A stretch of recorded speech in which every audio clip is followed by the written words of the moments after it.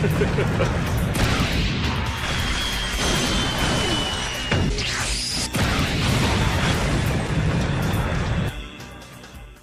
guys, what's up? Here's Max. Dragon Ball has a giant multiverse with a very vast mythology and many characters. We know that in Dragon Ball, there are currently 12 universes, but we also know that there were already 18 universes, but we still don't have an official answer that explains how it all came about. And there are a lot of people theorizing about the 6 destroyed universes. A lot of people also talk about a revolt of the angels, that they might become great villains in the future. Thinking about all this, I decided to tell the story about how everything was created and how this story can become a future saga in the anime or manga. Curious to know about the story of all Dragon Ball multiverse? So stay connected in the channel and let's get to the video.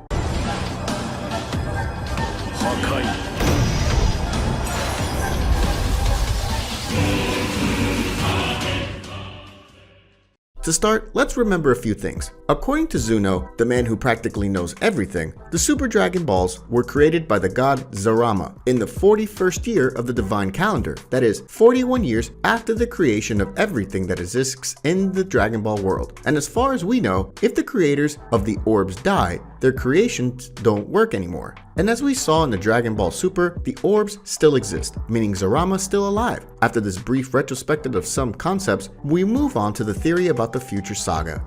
Zeno decides to call all angels and gods from all universes to an emergency meeting. When they arrive, Zeno and the Grand Priest inform the gods that someone has recently invaded the universes, and this invader belongs to a different dimension, and this invader is gathering the Dragon Balls. The only one who could feel the presence of this evil being was the Grand Priest, the father of all angels, and the strongest warrior of all the universes in physical strength. The gods immediately think about going after this guy to kill him, as he has an evil aura about him. But before they go, the Grand Priest informs them that even if all the gods fought together, they wouldn't get any results against the invader. When they heard this, the gods and angels who were there asked Zeno to erase that guy, and so everything would go back to normal. But the father of the angel says that Zeno could do nothing to stop the invader because he's forbidden to kill any angel. All the gods who are at the meeting are very scared by the revelation of the invader's identity, knowing that it is an angel, and they wonder where this angel came from and why Zeno can't erase it. Well, the DAISHINKAN responds with a very interesting story. Before the universes, Zeno and angels even existed, someone already existed, and that guy felt lonely for being the only living creature. So this someone created an astronomical dimension and divided it into 18 parts called universes, and soon after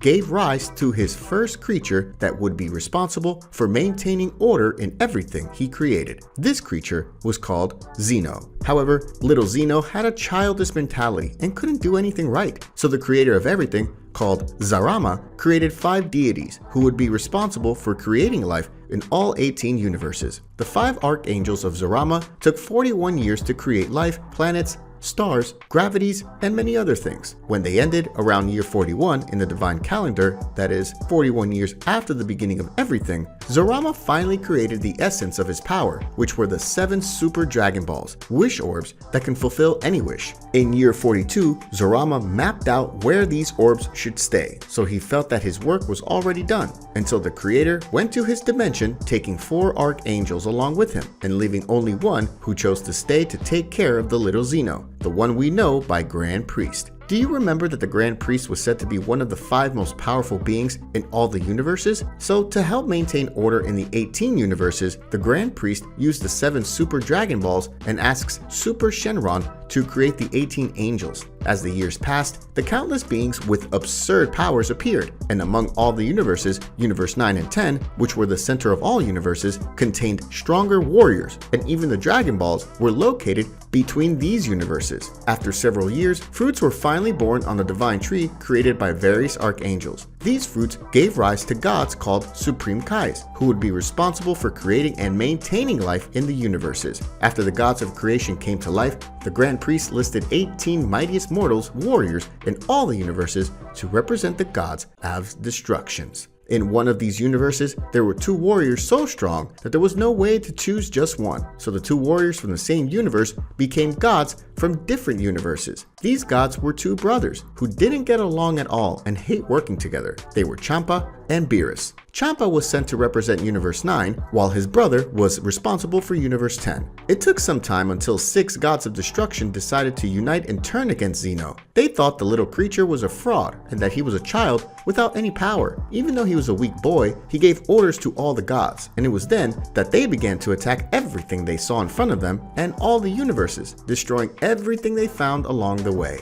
The Grand Priest tells Xeno that it was a mess and that he could do his first job as an absolute god. So little Xeno simply raises his hand and destroys 6 whole universes, making the 18 universes become 12. To stop this uprising from happening again, Xeno placed each of the angels to supervise and train the 12 destroyers. After the destruction, all universes were renamed. For example, Universe 10 eventually became 7, Universe 9 became Universe 6, and so on. Currently, the Dragon Balls were placed between Universe 6 and Universe 7, which currently have Champa and Beerus as gods of destruction. So let's go back to the present. After the Grand Priest explains all of this, he tells the truth to everyone, leaving all the gods terrified to know that a force greater than Xeno was behind all that mess. After the Grand Priest's explanation, the Archangel manages to gather the Dragon Balls, and before leaving for his dimension, he sends a message to all the angels and gods of that world. He says that within a year, he will ask Shenron to destroy them all, the universes putting an end to the creation of Zarama. The Grand Priest says he knows how to go to that world, but no angel or deity can go through that portal, and Xeno's powers don't work on the other side. So the Grand Priest tells the gods of destruction to select the strongest mortals in their universes to send them for search for the Super Dragon Balls. The Grand Priest says that he can open a portal at that moment thanks to a gap that the invader ended up leaving, and that after opening this portal,